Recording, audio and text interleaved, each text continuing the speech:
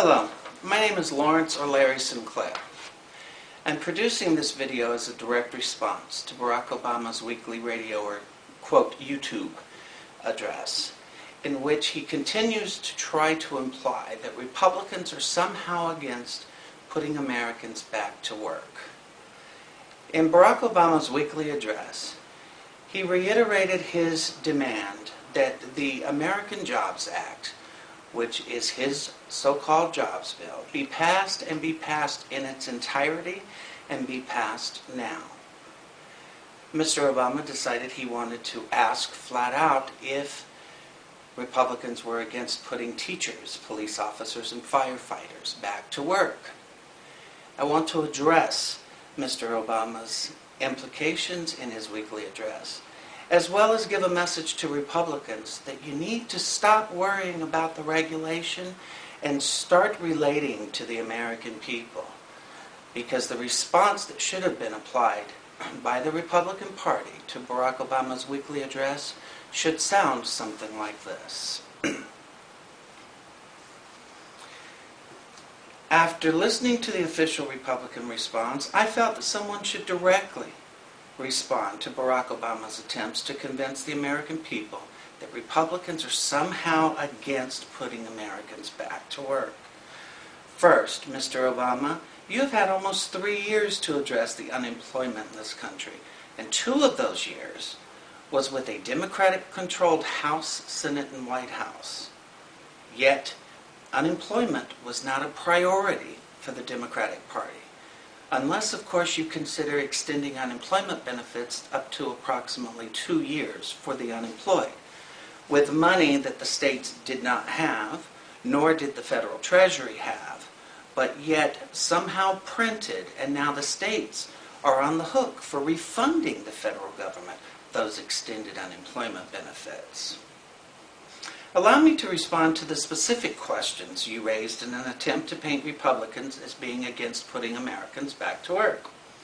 Number 1, you continue to promote the American Jobs Act by asking if Republicans are against putting teachers, police officers, and firefighters back to work. I personally find it interesting how you always pick those who are represented by a large, powerful union in calling to have those individuals put back to work. The Republicans should have told you in their response Saturday, no, we're not against putting teachers, police officers, and firefighters back to work. We are, however, against putting these people back to work with temporary fix, second stimulus, only to have them laid off yet again when the federal money dries up. This is exactly what some of these teachers, police officers, and firefighters you talk about are currently out of work because of. They lost their jobs and were laid off because the federal stimulus money ran out. You cannot put America back to work temporarily so that you can win re-election, only to have those same Americans laid off after the November 12 elections. It doesn't work that way. Number 2, why is it that you never talk about the sales clerks, the cooks, the waiters, the mechanics, the bus drivers, the hotel desk clerks, the maids, the sales clerks in Penny's, Sears, tire sales, garbage collectors? Why is it when you talk about putting America back to work, you never bother to mention any of these people who are struggling, who are hurting, and who have been out of work longer than some of these teachers, police officers, and firefighters you keep referring to? Would it be because they're not necessarily represented by a large, powerful union presence, and they can't actually organize and turn out the vote that you're going to need to win re-election next year? Or could it be that you simply really don't care either way? So far, everything that you've put out is about you. And it's about you against the Republicans, and it's not supposed to be that way. Number 3, your call for passing the American Jobs Act bill right now so that we can put construction workers back to work fixing our bridges, etc. There's something you fail to include in that. You fail to talk about the fact that road and bridge construction is contracted out by the individual states. or in some cases by the Federal Department of Transportation. But you don't mention the fact that most of these contractors are from outside of the region where the work is being done. They actually bring in a lot of their labor that's put up in local hotels for the period of the construction. And interestingly enough, a very large majority of that labor is illegal, undocumented workers who travel from job to job, state to state with these contractors. You know, this isn't just something off the top of my head. I invite you to locally drive around the 495, 295, 95 construction over by Telegraph Road, or over here the 66 and 395 and 495 construction, over by Falls Church, Tyson's Corners. Take a hard look. In fact, just simply take a walk down Constitution Avenue leading out of the district and look at the number of Mexican workers that are working on the construction projects just on Constitution Avenue alone. This is something that's a problem. Don't get me wrong. I understand that the contractors want to keep as much money as they possibly can out of their contracts with the state and the federal government. But don't turn around and say that you're going to put all these construction workers back to work when you know, as does every other politician in Washington, D.C. right now, that the highway construction projects around the Beltway that are currently taking place have a very large number of undocumented individuals doing that work.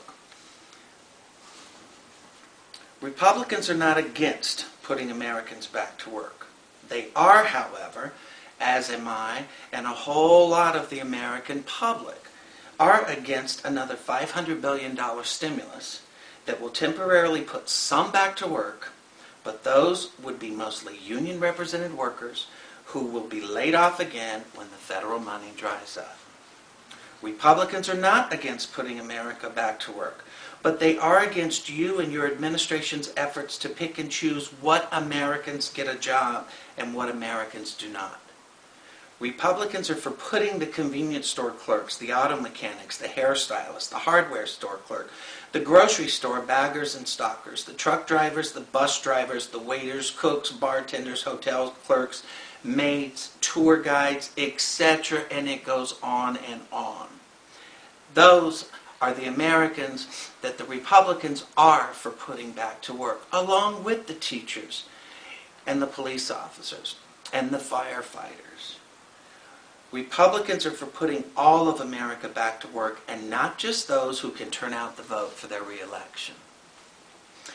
Mr. Obama, given the recent news about the Solyndra loans and your recent statement to ABC's George Stephanopoulos yesterday that you do not regret having made that loan, you don't have a very good track record when it comes to putting Americans to work or improving the American economy. In fact, the first stimulus has a very poor track record. The fact that we wasted millions of dollars on individual single jobs costing millions of dollars each, and yet the job no longer exists today. That's not getting the American economy back to work again. That's not putting America back to work. Extending unemployment benefits to 2 years is not putting the American economy back on the map. These are all Band-Aid fixes that only last as long as you need something to hold up for you to get a point across or to get some wind behind your sails to push you ahead. Doesn't work that way. Rather than you constantly accusing the Republicans of putting party over country, I think you might want to take some time in the White House and take a very good look in the mirror, because everything you have put out so far has been about party, and it's not been about the American people. And to all of the Republicans in the House and Senate and those seeking the GOP nomination for the 2012 election, you better start responding directly to Obama's attempts to imply you are against putting America back to work. These very teachers, firefighters, and police officers Obama talks about putting back to work are the same ones who were laid off after the first stimulus money ran out. Even these teachers, police, and firefighters would agree they do not want to go back to work only to be laid off a year from now when the money is gone. And to the Republicans, you better start directly responding to Obama's comments, because this constant barrage of talking about Obama needs to meet you and somehow repeal these regulations. People get it. People understand that the economy is struggling because of a lot of unnecessary regulation from the Obama administration. But guess what? The people who are sitting there out of a job don't give a rat's behind about you talking about repealing or doing away or suspending regulations. They care about you telling them that you really are concerned about putting them back to work and not just the union members. And that's my response to Barack Obama's October 1st, 2011 weekly address.